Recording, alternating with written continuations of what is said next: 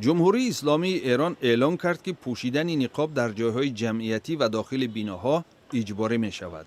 روز 27 ایون در ایران تنها در یک روز 144 نفر از بیماری کووید 19 به هلاکت رسیدند.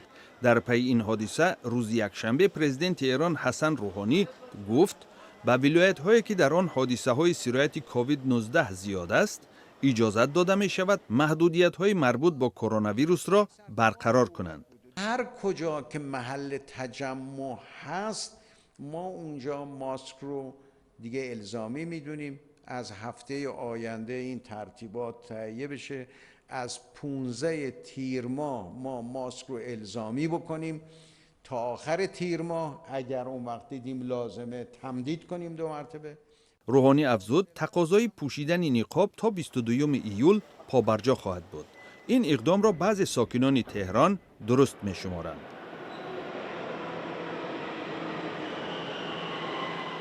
من به عنوان یک شهروند در وهله اول و به عنوان یک پایتخت نشین 100% موافق این قضیه هستم و خودم تا جایی که میتونم این قضیه رو رعایت میکنم.